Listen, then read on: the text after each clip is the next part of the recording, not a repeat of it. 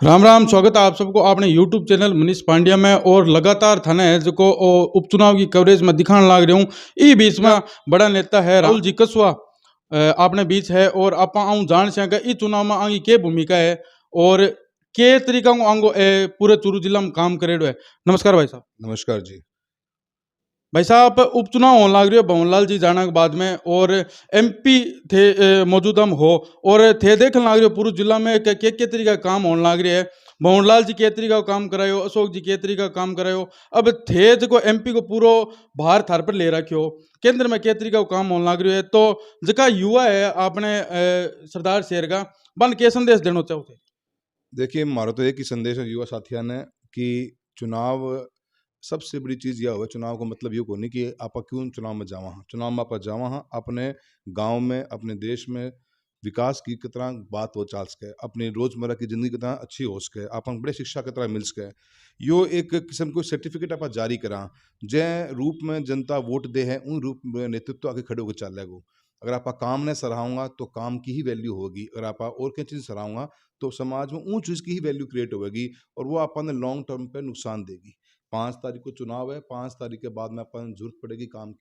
आप अगर काम के पेटे वोट नहीं गिरेंगे आज और आप और क्या चीज़ की तरफ भागेंगा तो मैं समझू समाज को बहुत बड़ा नुकसान ऐसे से होगा। और युवा साथियों थे तो हिंदुस्तान की एक नई सोच हो, नया विचार हो, नए जज्बो हो, नए उमंग के साथ में थे लोग, ध्यान में लोग देखे हैं। मैं तो थारा सांस निवेदन करूं, चुनाव को फोकस डिस्टर्ब ना होने दो। 5 तारीख है, 4 तारीख ने मंथन करके देखो कि कौन सी पार्टी के काम कराए है, के काम करा सके है और के काम कराओगी।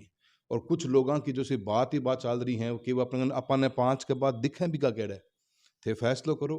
रोजमर्रा की जिंदगी में गांव के अंदर, मैं कई गांव में भी जाऊं, 1800 गांव है एक सांसद के अंडर में। मैं आज तक किसी गांव के अंदर गए हो तो कोई खाली बात खाली जानी कौन दे, कोई ना कोई पर्ची पक्की देगो। साहब माने रोड चाहिए, हमारे जीसस कम पड़ा है, हमारे फीडर को काम सेपरेट कराओ, हमारे लाइट रात ने दे हैं। हर किसान की अलग समस्या है, मजदूर की अलग समस्या है, समाज के अलग वर्ग की समस्या। सब लोग अपने नेतृत्व से काम की उम्मीद रखें। तो काम की जब आप उम्मीद रखा हाँ तो चुनाव को आधार ही काम होना चाहिए। और काम के ऊपर, एक कैंडिडेट के व्यवहार के ऊपर, उसकी पकड़ के ऊपर, उन चीज़ों ने आप मंथन करके मत को उपयोग करांगा तो ही मैं सही मायने में थारे मत को सही उपयोग होगा। भाई जी, थारा पिताजी है जका लारे पूर्व विधायक भी रह चुकिया और थे एमपी हो, तो राम सिंह जी के समय में के काम हो रहा है? देखियो साहब, राम सिंह जी को समय के अंदर देश के अंदर नीतियां बदलें।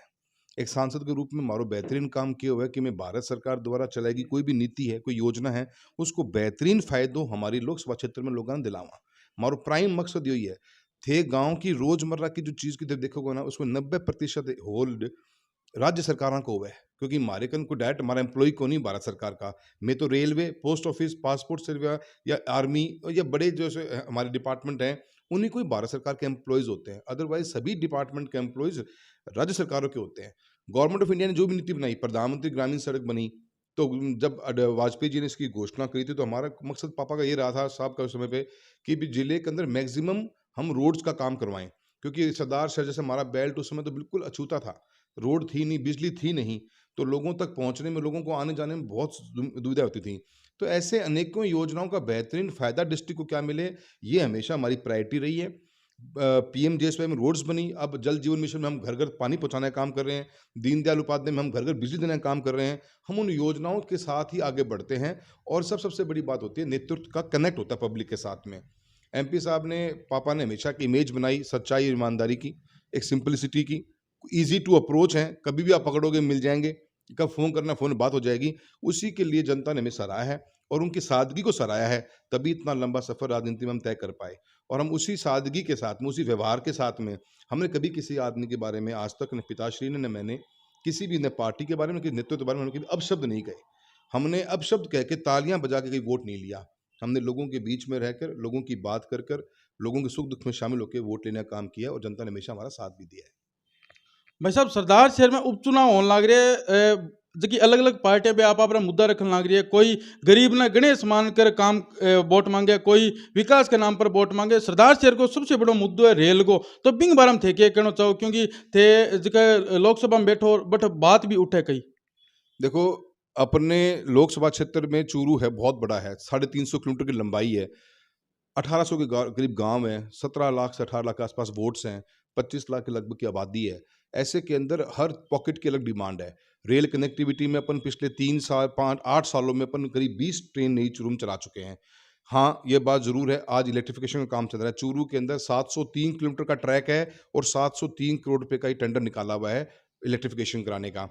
हाँ, नई ट्रेन्स नहीं चल पाई, सरदार शहर तक हमारी एक लाइन आई हुई है। हमारे पास तारानगर का हमारा एक बेल्ट है, उसमें हमारे पास रेलवे लाइन नहीं है। हमारे पास सीकर, नोखा, बिदासर एरिया में हमारे पास में रेलवे लाइन नहीं है। तो 3 पॉकेट्स में लाइन नहीं है, बाकी लाइन है तो वहाँ पे कनेक्टिविटी बढ़ाई है। अब लाइन नहीं बनाने के पीछे गवर्नमेंट ऑफ इंडिया का भी ये मानना है कि जो आरओआई आती है, हमने नए 6 महीने नए सर्वे करवाए, सरदार शहर का से नौहर का, सरदार शहर से हनुमानगढ़ का, सादुलपुर, तारानगर, सरदार शहर, गजसिंहपुर का, फतेहपुर, रतनगढ़ का, ऐसे हमने सीकर, नोखा का 6 नए सर्वे करवाए। सभी सर्वेज में जो रिटर्न ऑन इन्वेस्टमेंट है वो माइनस में आता है, इसलिए रेलवे पैसा लगाते नहीं है। रेलवे ने एक नई पॉलिसी भी निकाली कि अगर स्टेट गवर्नमेंट्स अगर आप अपना लैंड का हिस्सा वो दे दें तो इन्वेस्टमेंट हम भी करने को तैयार हैं। उसमें स्टेट गवर्नमेंट्स ने कभी भी अग्रसर होकर काम नहीं किया। ये बात सही है कि सरदार शहर से आगे हनुमानगढ़ तक का एक ड्रीम है और वो पूरा होगा, क्योंकि उसमें रेलवे लाइन का पैसा खर्च आएगा। ये 200 किलोमीटर से ऊपर का ट्रैक है, करीब 2.5 से 3 हज़ार करोड़ की इन्वेस्टमेंट है इसमें। ऐसी इन्वेस्टमेंट के लिए सेंटर ने ये कहा है, और सेंटर ने सिर्फ चूरू की बात नहीं है, पूरे राजस्थान में पिछले लास्ट 15-16 सालों के अंदर मात्र जहाँ पे फ्रेट का कोई हिस्सा है, जहाँ पे मार्बल्स है, माइनिंग है, थोड़ी बहुत वहाँ पे रेलवे लाइन नहीं बिछी, वरना कोई भी रेलवे लाइन नहीं बिछी है। हमने सरकार से भी निवेदन किया है कि तहसील हेडक्वार्टर्स को आज़ादी के 75 साल बाद में जोड़ने का कार्य होना चाहिए, रेलवे कनेक्टिविटी होनी चाहिए। उसमें हमारी कोशिश जारी है। हम स्टेट गवर्नमेंट से इतने कहते हैं कि आप ज़मीन दे दीजिए, बाकी इन्वेस्टमेंट हम करवा लेंगे ताकि कनेक्टिविटी आगे बढ़ जाए। तो भाई साहब अशोक जी पिंचा है जगह अठू अब की बार भी चुनाव लड़ रहे हैं और लगभग जगह नेता है अट हाइड है और अशोक जी गहलोत भी है जगह वोट मांगने दूसरी बार आ चुकिया, तो माऊ कोई प्रभाव पड़ सी देखो जी, अशोक गहलोत साहब की जो सरकार कांग्रेस की, वो सरकार चल ही नहीं पाई 4 साल तक। अभी आज लेटेस्ट में आप 15 दिन 7-8 दिन पहले जब उनके इंटरव्यू सुने, जब अपने वो लीड जो उनके मेन पार्टी के लीडर हैं उनके बारे में वो क्या-क्या शब्द के यूज़ कर रहे हैं जो मैं यूज़ नहीं करना चाहता। तो इसका मतलब कहीं न कहीं सरकार के अंदर कॉन्फिडेंस तो कभी था ही नहीं कि हम रन कर पाएँगे क्या 5 साल तक। वो कॉन्फिडेंस कभी रहा ही नहीं, कभी जैसलमेर, कभी मानेसर भागते रहेगी सरकार। और सरकार की नीति क्या रही? आप देखो, हिंदुस्तान के अंदर राजस्थान मात्र एक ऐसा प्रदेश होगा जिस प्रदेश के अंदर आज की तारीख में गांव के अंदर ढानी में बैठे व्यक्ति को रोशनी देने का कोई प्रोग्राम ही नहीं है। एक भी प्रोग्राम नहीं कि किस नीति के तहत आप लाइट दोगे। दीनदयाल उपाध्याय जी के नाम पे रखी हुई योजना को तो गहलोत साहब ने स्वीकार नहीं किया। आज हालत ये हो गई कि 2000 इससे पहले जब मैडम मुख्यमंत्री थी तो उस समय हमने चूरू जिले में 9500 ढानी में कनेक्शन नहीं करवाए थे। आज चूरू जिले की पेंडेंसी, लोकसभा क्षेत्र की बात करता हूँ, 18,000 ढानियों के अंदर कनेक्शन की पेंडेंसी है। किसके कारण से है? क्योंकि काम तो करना ही नहीं है। किसी भी गवर्नमेंट की योजना को हम लोवेस्ट हैं जल जीवन मिशन के अंदर, मात्र 27% हमारा काम पूरा हुआ है जल जीवन मिशन का। हमारे पास बिजली को योजना नहीं। आज भारत सरकार ने 3 लाख करोड़ का बजट रखा। किस चीज़ के लिए? कि हम इलेक्ट्रिसिटी के अंदर हमारे जितने फीडर्स हैं, हमारे जीएसएस हैं, हमारे सब स्टेशंस हैं, उन सब स्टेशंस के ऊपर हम इन्वेस्टमेंट करके उनको मजबूत करेंगे, इंफ्रास्ट्रक्चर इंप्रूव करेंगे। मैं पिछले 12 महीने से पत्र लिख रहा हूँ। एक डिस्ट्रिक्ट इलेक्ट्रिसिटी कमेटी बननी थी जिसकी अध्यक्षता सांसद करेगा, जहाँ जिले में जो भी बिजली की प्रॉब्लम होगी उनको आइडेंटिफाई करेंगे। सरकार ने टस से मस नहीं हुई। अब जाके पिछले 15 दिन पे पहले उन्होंने सैंक्शन दी, जिसके लिए हमने चूरू जिले में 260 करोड़ रुपए सैंक्शन करवाए हैं, जिसका बेहतरीन फायदा हमारे सरदार शहर को मिलेगा, जहाँ पे हम फीडर, घर का अलग, खेती का अलग, फीडर के ऊपर से 2 गांव एक्स्ट्रा जुड़े हुए हैं तो उनका लोड हटा देंगे। नया जीसस बनाना है तो नया जीसस बनाएंगे। उतना पैसा लगने के बाद में 90 करोड़ के लगभग, मैं अप्रोक्सीमेटली कह रहा हूँ 90 करोड़ के लगभग, तो हम केबल चेंज कर रहे हैं। हाई डेंसिटी की केबल लगा रहे हैं जिसमें सिजत कम से कम होगी, अंडरग्राउंड करने की कोशिश करेंगे, तो पूरे जिले का एक अच्छा मैकेनिज्म है। तो इस कांग्रेस की गवर्नमेंट ने तो काम तो किया नहीं, भ्रष्टाचार में हाईएस्ट आ गई है। रेप केसेस देखिए लगातार, 2019 में 5,997 रेप केसेस, 21 में कितना है, 20 में कितने हमारे आए, 6,000, अब आगे हम 6800 के ऊपर, वी आर हाईएस्ट।